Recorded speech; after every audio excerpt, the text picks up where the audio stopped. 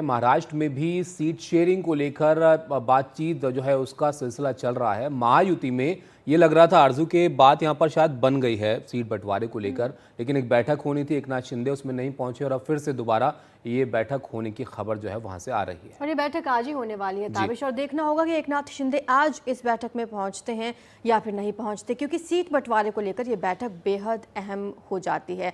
हालांकि अभी भी चर्चा जारी है। कल ही दिल्ली में अमित शाह के साथ एकनाथ शिंदे, अजित पवार, देवेंद्र फडणवीस की बैठक होनी थी, लेकिन इस बैठक को सीएम शिंदे के ना पहुंचने की वजह से स्थगित कर दिया गया। अब आज दिल्ली में फिर से बैठक होगी।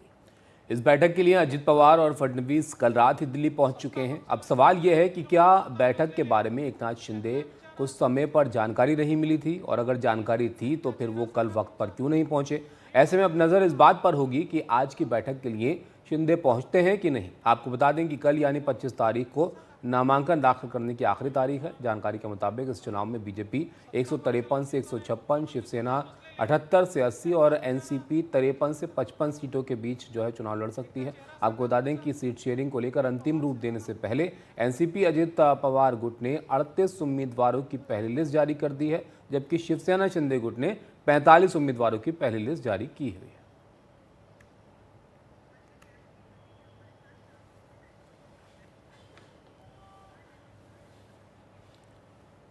तो हमारे सहयोगी राम शिंदे हमारे साथ जुड़े हैं। आरजू, उनसे समझते हैं क्या वहाँ पर बातचीत चल रही है। राम शिंदे, बात तो लग रहा था कि लगभग तय हो गई है। एकनाथ शिंदे को यहाँ पर 78 से 80 सीटें तक मिलने की खबर है, लेकिन कल नहीं पहुंचे। क्या कोई नाराजगी है या उनको वक्त पे बताया नहीं गया? क्या इसको लेकर पता चल रहा है? बिल्कुल जाहिर तौर पर नाराजगी ही दिख रही है, क्योंकि एकनाथ शिंदे न आने की वजह जो है वो है कि सीट शेयरिंग में एक रिस्पेक्टेबल सीट ना मिलना। देवेंद्र फडणवीस आए थे, अजित पवार आए थे, अमित शाह भी आए थे और तीनों वेट कर रहे थे, लेकिन एकनाथ शिंदे नहीं पहुंचे। उसके पीछे कारण ये बताया गया है कि वो कहीं इंटीरियर जगह पे थे, रूरल में थे और इसकी वजह से आ नहीं सके। लेकिन ये जो मीटिंग थी वो ऑलरेडी ही बताया गया था कि ये मीटिंग प्लान है।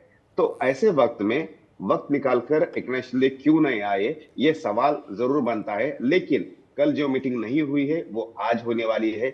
आज सुबह 11 बजे तक एकनाथ शिंदे दिल्ली में दाखिल होंगे और दोपहर के बाद ये मीटिंग अमित शाह जी के साथ शुरू होगी, जिसमें अजित पवार की कुछ सीटें हैं और बीजेपी की भी कुछ सीटें हैं, जहां पे एकनाथ शिंदे अपने उम्मीदवार उतारना चाहते हैं। और दूसरी बात यही है कि जो सीट शेयरिंग का फॉर्मूला है वो ज्यादा से ज्यादा सीटें एकनाथ शिंदे मांग रहे हैं, तो इसलिए अभी एकनाथ शिंदे जो है वो टफ बार्गेनर बन गए हैं। तो ये इनका मनमाफिक जो नंबर है ये क्या है? कितना सीटें चाह रहे हैं फिलहाल? ये पहले 90 सीटों की खबर थी, अब कितने पर जो है वो इनकी डिमांड है, कितनी इनको मिलनी चाहिए?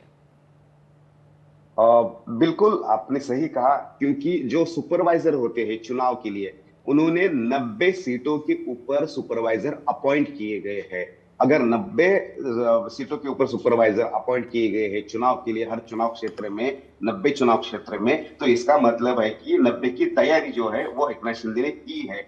लेकिन उस तरह से बीजेपी इतनी सीटें नहीं दे सकती है, क्योंकि अजित पवार को भी सीटें देनी है और अलायंस में जो छोटी पार्टियां हैं उनको भी नजरअंदाज नहीं किया जा सकता, उनको भी सीटें देनी अभी बाकी है। तो इसीलिए एकनाथ शिंदे को 70 या 75 के बीच में सीटें लड़ाई जाए ऐसा कहना है। इसकी वजह और एक है, क्योंकि एकनाथ शिंदे की जो ताकत है वो मुंबई में है और कुछ हद तक मराठवाड़ा में है, लेकिन उनकी ताकत जो है वो विदर्भा में नहीं है, जो कि 6 रीजन जो है महाराष्ट्र के है। तो कुछ रीजन में उनकी ताकत नहीं है और उनके टोटल एमएलए पिछली बार जो है वो 43 एमएलए है। अगर 43 एमएलए है तो उससे दोगुना, मतलब कि 100% ज्यादा, 80 से ज्यादा सीटें बीजेपी कैसे देगी? ये सिंपल सा सवाल जो है वो उन्होंने खड़ा कर दिया है बीजेपी ने। तो इसलिए 43 अगर सीटें एकनाथ शिंदे की अभी एमएलए है, तो प्रेजेंट के एमएलए है, तो इसका मतलब है कि ज्यादा से ज्यादा 30 सीटें बढ़ा कर दी जा सकती है, लेकिन दुगना सीटें 90 सीटें